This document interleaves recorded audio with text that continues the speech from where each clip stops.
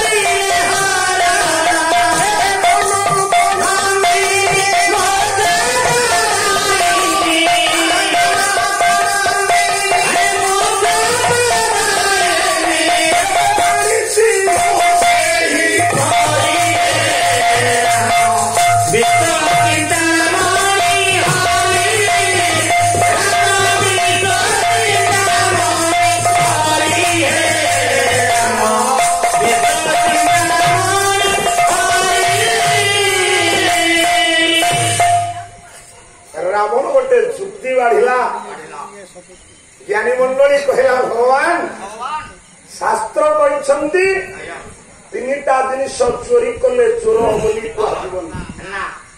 ମା କଣ ସେ ତିନିଟା? ନା ଯଦି ଭଗବାନଙ୍କ ପାଇଁ ଆଜ୍ଞା କିଏ ତୁଳସୀ ଚୟନ କରନ୍ତି ବା ତୋଳନ୍ତି ନିଜ ବାଡିରେ ନାହିଁ ଅନ୍ୟ ବାଡିରୁ ଆଣିବାକୁ ପଡେ ତାହେଲେ ତାକୁ ପାପି ବୋଲି ବା ଚୋର ବୋଲି କୁହାଯିବନି। ଫୁଲ ଆମେ ଦେଖିଛୁ କାଲା ସାରି ଯାଉଥିବୁ ରାତି 2ଟା ହେଇଥିବ ଲୋକମାନେ ଉଠିକିରି ଅନ୍ୟ ବାଡିରୁ ଫୁଲ ନଉଛନ୍ତି। ଫୁଲ ଗାଁ ବାଡିରୁ ଚୋରି କଲେ ଚୋର ବୋଲି କୁହାଯିବ। ଆଉ ସର୍ବୋପରି ଶାଳ ଗ୍ରାମ ଯିଏ ମୋକ୍ଷ ଦବ ମୋକ୍ଷ ଜିନିଷ ଚୋରି କଲେ ଆପଣଙ୍କୁ ପାପ ଲାଗିବନି। ଜନକ ନନ୍ଦିନୀ ମୋକ୍ଷ ପ୍ରଦାନ ଜନକ ରାଜାର ଝିଅ ଗେଡରେ କଥା ଆମ ମନକୁ ଆଇଲା। ସୀତାଙ୍କ ବାପା ନା କଣ? ସୀତାଙ୍କ ବାପା ନା ଜନକ। ଜ୍ଞାନୀ ବାପା ସୀତାଙ୍କ ବାପା ଜନକ କି? ତାଙ୍କ ନାଁ ଜନକ ନୁହେଁ। ଆଉ କଣ ପାଣୁଆ?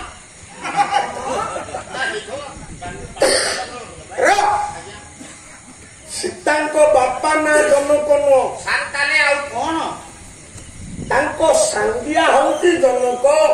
ତାଙ୍କ ସାଙ୍ଗିଆ ଜନକ। ତାଙ୍କ ନାଁ କେହି ଧରନ୍ତି ନାହିଁ। ତାଙ୍କ ନାଁ କେହି ଧରନ୍ତିନି। ଲେଖା ହେଇଛି ସତ୍ୟନାରାୟଣ ଜେନା। ଜଗତରେ ସମସ୍ତେ ତାଙ୍କୁ ଡାକନ୍ତି ଜେନା ବାବୁ। ତାଙ୍କ ନାଁ ଜେନା କି ସତ୍ୟନାରାୟଣ? ତାଙ୍କ ନାଁ ସତ୍ୟନାରାୟଣ। ଯୋଦ୍ଧା ସୀତାଙ୍କ ବାପା ଜନକ ତାଙ୍କ ନାଁ ନୁହଁ ତାଙ୍କ ସାଙ୍ଗିଆ।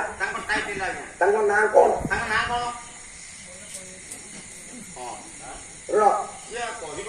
ତାଙ୍କ ନାଁ କଣ?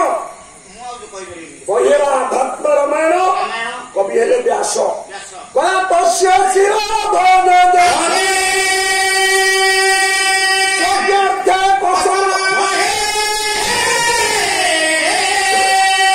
ସୀତା ଶିର କସ୍ମାଦୌ ଶିର ଭୋଗ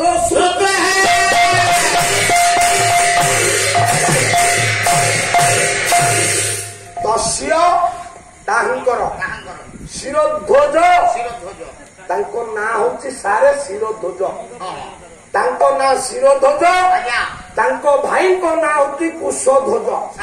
ପିଲାପିଲି କଣ? ଶିରଧ୍ୱଜଙ୍କର 2ଟା ଝିଅ କୁଶଧ୍ୱଜଙ୍କର 2ଟା ଝିଅ ସବୁ ଲେଡିକି ଆଉ ଶିରଧ୍ୱଜଙ୍କର ବଡ ଝିଅ ହଉଛନ୍ତି ସୀତା। ତାଙ୍କର ସୀତା।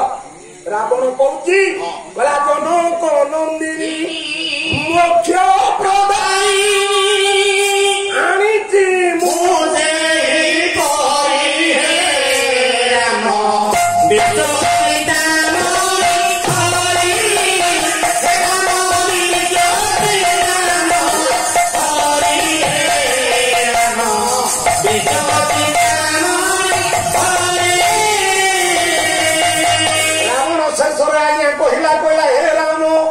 ସୀତା ହଉଛି ମୋ ମୋକ୍ଷ କାରିଣୀ ମତେ ମୋକ୍ଷ ଦବ ବୋଲି ମୁଁ ଆଣିଛି।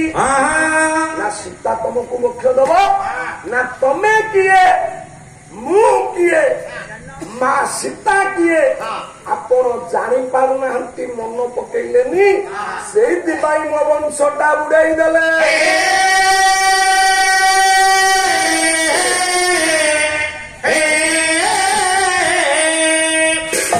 କଥା ଦେଇଦିଏ କଥା ରଖେ ନାହିଁ ବିଶ୍ୱାସଘାତକ ଘେନ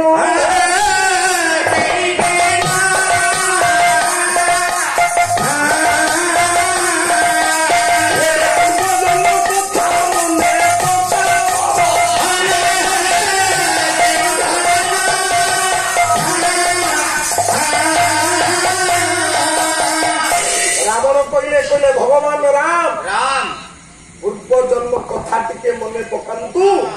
ଆପଣ କିଏ ମୁଁ କିଏ କିଏ ସୀତା କିଏ ଆଉ ଆପଣ ମତେ ସେଦିନ କହିଥିଲେ ଏଇ ସୀତାଙ୍କୁ ତୁ ଚୋରି କଲେ ତୋର ମୋକ୍ଷ ହବ।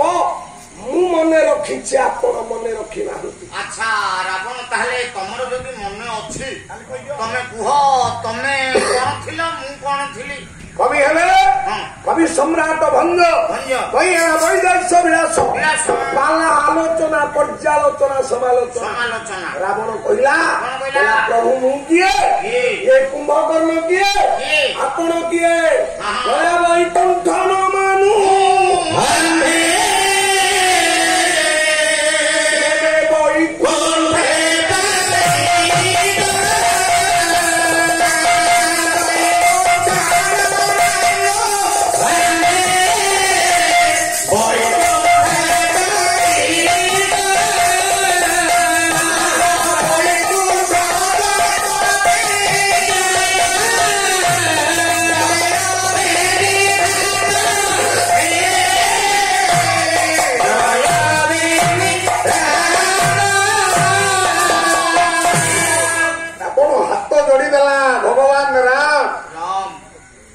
ଆପଣ ରାମ ନୁହନ୍ତି ମୁଁ ରାବଣ ନୁହେଁ ପ୍ରଭୁ ଆପଣ ହେଲେ ବୈକୁଣ୍ଠରେ ନାରାୟଣ। ମୁଁ ହଉଛି ଜୟ ମୋ ସାନ ଭାଇ କୁମ୍ଭକର୍ଣ୍ଣ ହଉଛି ବିଜୟ।